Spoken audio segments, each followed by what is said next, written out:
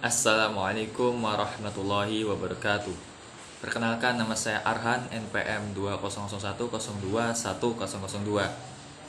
Jadi kali ini saya akan melanjutkan materi tentang otonom daerah part 2, yaitu membahas tentang kesalahpahaman terhadap otonom daerah dan otonom daerah di pilkada, kelemahan dan kelebihan pilkada secara langsung. Yang pertama, kesalahpahaman terhadap otonom daerah. 1. Otonom daerah dikaitkan semata-mata dengan uang. Suatu pemahaman yang keliru dengan otonom daerah yaitu berotonom daerah hanya mencukupi sendiri segala kebutuhannya, tentram, terutama dalam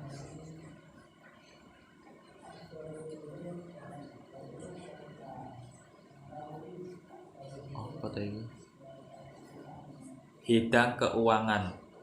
Hal ini menurut karena maupun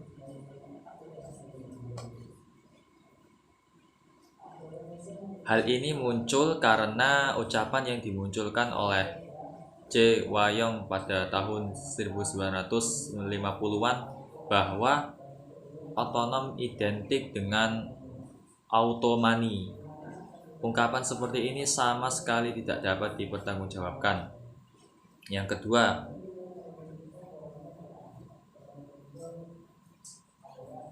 apa ini?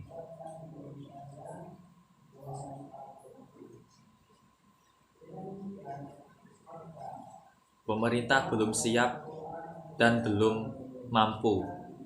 Karena sebelumnya otonom daerah yang berdasarkan Undang-Undang Dasar Nomor 22 Tahun 1999 saat ditempatkan pembuatan tugas kepada pemerintah daerah yang diikuti dengan perlimpahan kewenangan dalam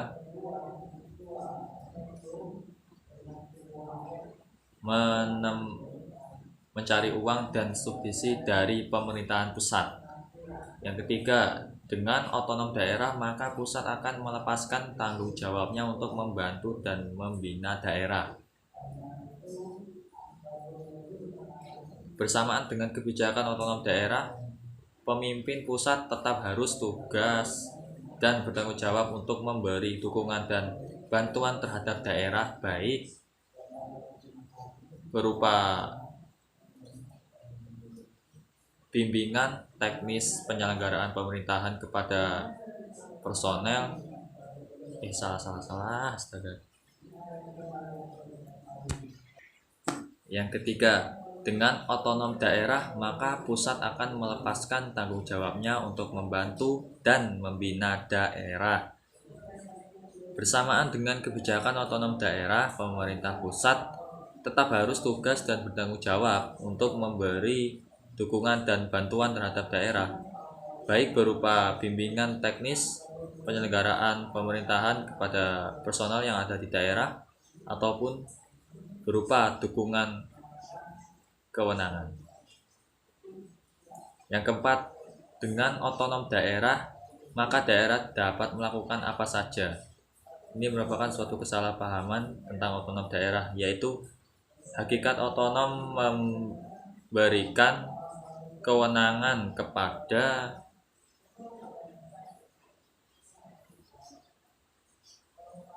pemerintah bawah untuk kreatif dan inovatif dalam rangka memperkuat negara kesatuan Republik Indonesia dengan berlandaskan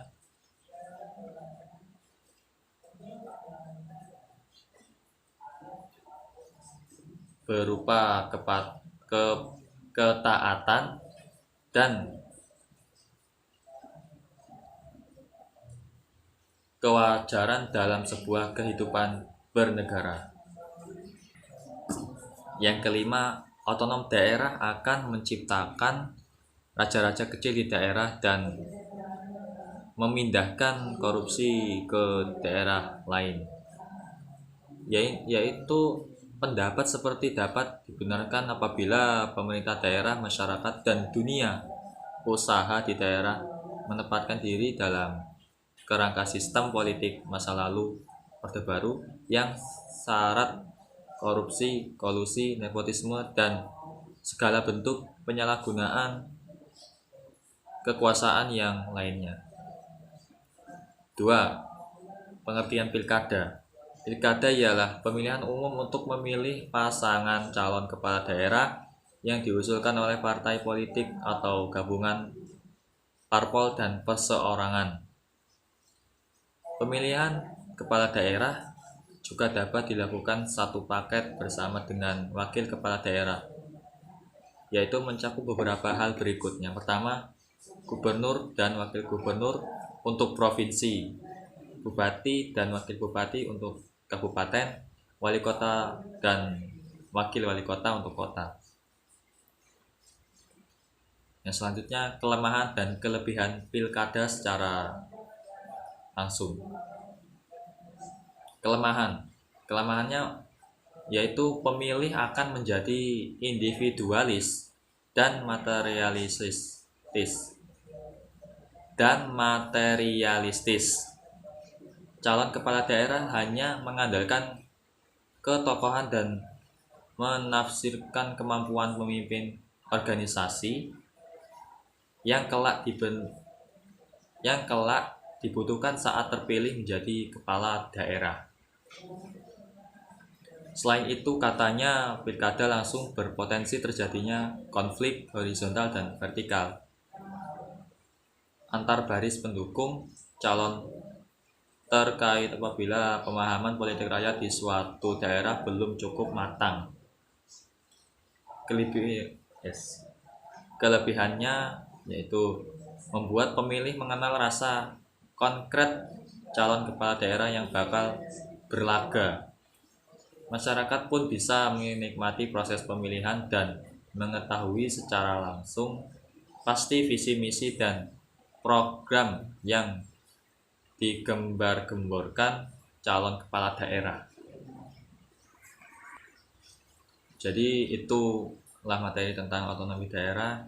Kurang lebihnya saya mohon maaf. Saya akhiri. Wassalamualaikum warahmatullahi wabarakatuh.